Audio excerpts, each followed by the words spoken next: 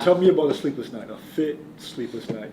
Mine, I mean, I hope you're okay with me sharing the story, but I've mentioned it before. Like, for me, it was actually I am thinking of a definitive thing now. Like for me in my role, it was always making sure that there was enough money in the bank for the payroll. Oh yeah. Right, and so that was kind of my headache. That's what kept me up at night. Yeah. Is you said, hey David, just you got to do what you got to do to make those collections, right? Tell them you'll drive up to their office and collect. And I did. I had to like sometimes I'd have to drive up because I at the bank account we have X amount of money. It's like when that payroll hits on Friday, where it's going to overdraft, right? And so like that was my big headache: is how do I get these numbers to go up to match the numbers that are going to come out, right?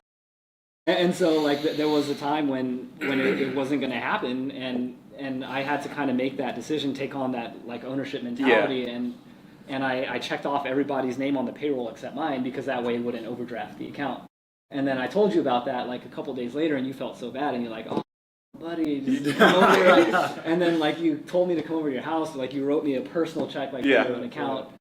But that experience taught me like so many things about just having that ownership mentality, like just owning what you do, making sure that you understand how your activities contribute to the overall, right? And you made your problems as an owner like everyone's problems, and that's kind of how I try to reinforce my team. So it's like, hey guys, I want you to think about things how I view them. Yeah. Because these are how Ephraim views them, and that's how we should all view them. Yeah. That's heavy. That's heavy. Come on, I like fit it. sleepless night. Man, I think if I knew we were going to lose a client or a big one that was on the rocks, that was pretty stressful for me because then you have the whole staff equation, all of that. So there's been a few of those. 2017, I think, was a pivotal one because what I used to do is I would like put a lot of effort into selling. It took usually 3 to 4 months, but then all these deals would kind of start rolling because I was like hustling, start to close deals at the 3, 4 month, 5 month mark. Once the deals came in, then I kind of stopped selling, not because I wanted to, but because it was delivery mode, right? And we had to make sure the contracts went well. Anyway, you'd have this revenue up and down thing like that. And I wasn't really financially literate, and I didn't know how to properly sell. So we got in like financially like payroll stuff where, there was like barely any money in the bank after payroll, and I was like, man, we are 2017. I think we are ready.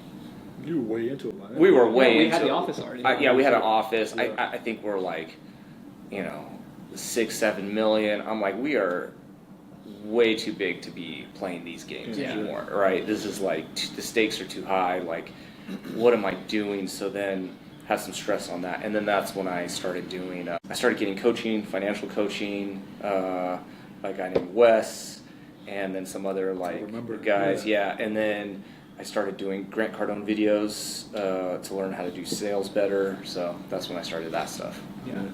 Putting a sales process together was huge. I don't want to get there yet. Yeah. I feel like we haven't gotten there yet, but that to me was huge. My fit sleepless night pales in comparison. I accidentally insulted a customer, right? You probably remember this. I still don't know that what I said was that upsetting, but it made these people upset. And so I remember this the customer. IFG, right? Yeah. I remember the guy kind of, he was very upset. He's just like pointing. I remember he had like a $20,000 watch on. So I'm wearing a Rolex. I remember thinking, man, I can't wait till I can just yell at somebody with a $20,000 watch.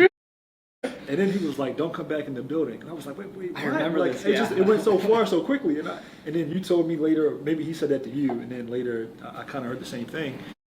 And I felt like, okay, Fit has got to let me go because this is a big part of our business. And had you have let me go, even though I didn't feel like that situation was my fault, I would have totally understood. I'd have been like, this doesn't work anymore. But we ended up bringing in like somebody, and I ended up not going there. But I would still help them over the phone, and they had no idea it was me. And they loved me, like unilaterally across the board, they would love me. And one day, one of the people who said that they didn't want me to come back in said, "I can't wait to meet you in person." And I was like, "You don't know who I am." But so we ended up kind of like just like touching base. And I was like, "Hey, listen, is everything okay? I want to come back." And she was like, "Oh, that's you?" She was like, "Oh yeah, come back." I was just like, okay. So like I went back in, and from that moment on, it was all good. The owner of the company asked me questions, wants to see pictures of my children and all this stuff. Yeah. But I remember in the beginning feeling like a real idiot. Because I will say, I make a lot of jokes, right? Sometimes people laugh, sometimes they don't. Right? So can't win them all. So you can't, yeah. So Yeah. that was a bad moment because I felt like I had let it was a team effort. The way we were kind of attacking the client, I felt like I let the team down, and that's never